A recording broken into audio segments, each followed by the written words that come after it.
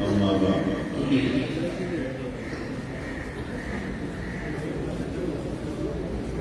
میرے لیے جو سعادت کی بات ہے کہ اس مبارک مجلس میں آپ کے ساتھ شریک ہو رہا ہوں۔ اللہ رب العزت ہمارے اس مجلس کو قبول فرمائے۔ جناب رسول اللہ صلی اللہ علیہ وسلم کا ارشاد ہے مجتمع قوم في بيت من بيوت الله يتلون فيه كتاب الله ويتدارسونه بينهم إلا نزلت عليهم السكينة وغشيتهم الرحمة وحفتهم الملائكة وذكرهم الله في من عنده۔ جو لوگ اولاد کسی گھر میں اکٹھے ہو جائیں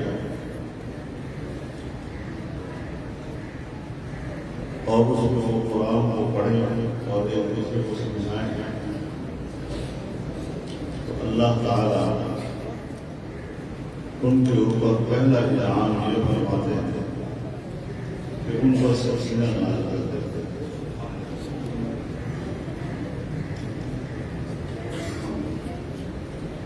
سکینہ ضد ہے اضطراب،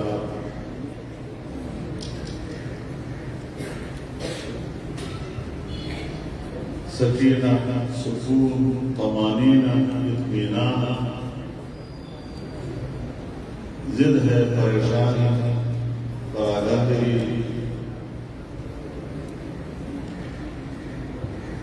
اور اضطراب ہے۔ اور علماء فرماتے ہیں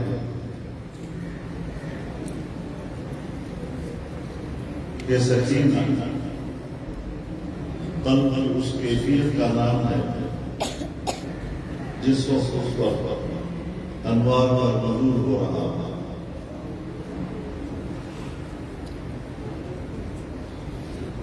اور پھر فرشتے اس مجلس کو سامنے اس کے گرد اکٹھے ہو جاتے ہیں، آسمان تک اس منظر کو دیکھتے ہیں۔ یہ وہ انسان ہے جس کی تکلیف پر ہم نے اعتراض کیا تھا، جبکہ وہ زمین پر اللہ کا ذکر ہے اور اس مجلس کو اللہ کا رحمت نام ہے۔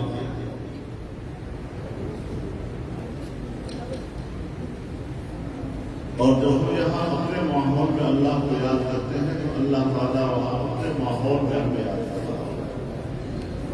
ہے۔ اس سے بڑا اعزاز کیا ہو سکتا ہے؟ ہم جیسے کمزور لوگوں کو اگر بادشاہوں کی مجلس میں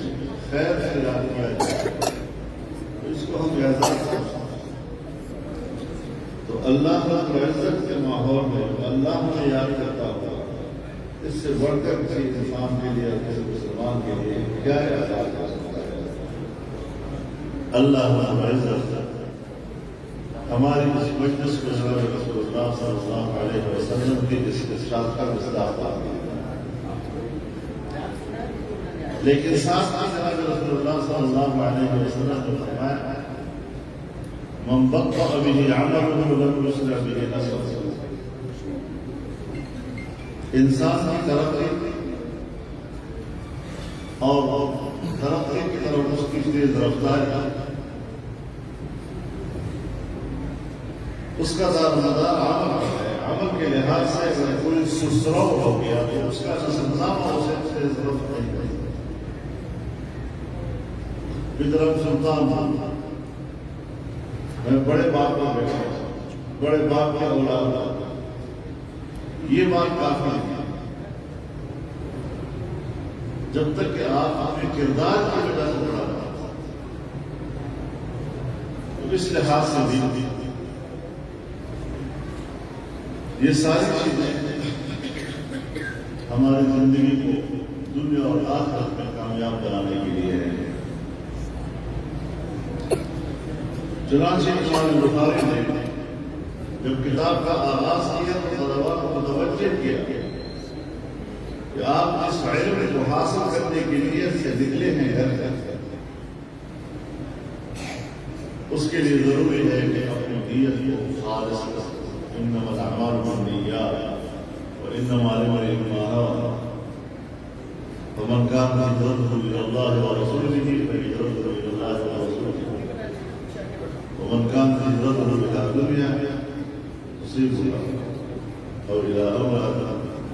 ينكحها۔ تو اعمال کا دارومدار نیت اور پھر کتاب کی ابتدا جو بظاہر باب فقیر بکان والوحی الى رسول اللہ صلی اللہ علیہ وسلم سے ہے، لیکن اصل ابتدا کتاب الایمان سے، اور کتاب الوحی کتاب الایمان کے لیے وہ منزل ہے مقدمہ کی۔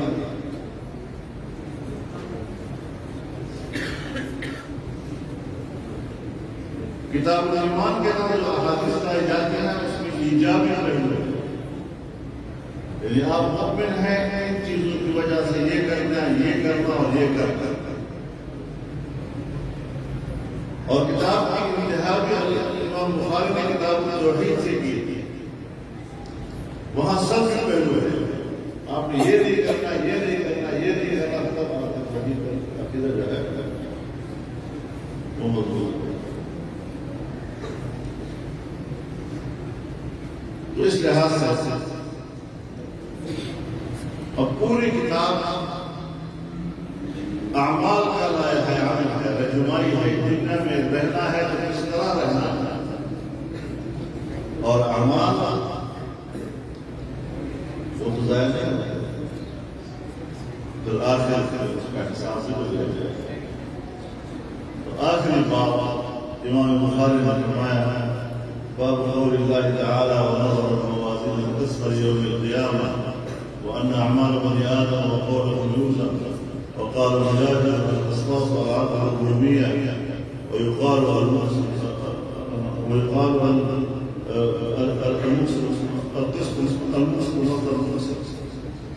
مصدر المقسط، القسط مصدر ہو سکتا ہے قاصد، یہاں پر مقسط کا مصدر ہے المصدر والمصدر وهو العاقل، أما القاصد فهو الجاهل۔ وبالسند المتصل قال الإمام الهمام محمد بن إسماعيل بن إبراهيم بن المغيرة رضي الله تعالى عنه حدثنا أحمد بن أشكاب قال حدثنا محمد بن فضيل عن عمارة بن القعقاع عن أبي زرعة عن أبي هريرة رضي الله تعالى عنه قال قال النبي صلى الله عليه وسلم كلمتان حبيبتان إلى الرحمن خفيفتان على اللسان ثقيلتان في الميزان سبحان الله وبحمده سبحان الله العظيم۔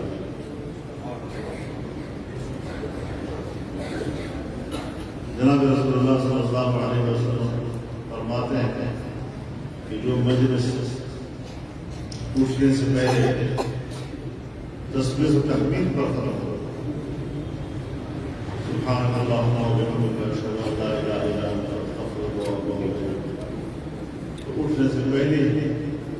مجلس کی تمام کوتاہیاں اللہ تعالیٰ معاف کر دے۔ اور حضرات 48 سال سے بیٹھے ہوئے ہیں تو 48 سال سے پوری مجلس آپ نے کہا سبحان اللہ جو ہے ہم نے کر رہی ہے، اور اللہ تعالیٰ قادر ہے کہ طالب علم کے پورے زمانے میں جو آپ سے صادر ہوا ہے، ہم سے صادر ہوا ہے، گناہ صادر ہوئے ہیں، آج اس دو کلمے پڑھنے سے سارے گناہ گائے جا رہے ہیں۔ سبحان اللہ وبحمدہ سبحان اللہ العظیم سبحان اللہ وبحمدہ سبحان اللہ العظیم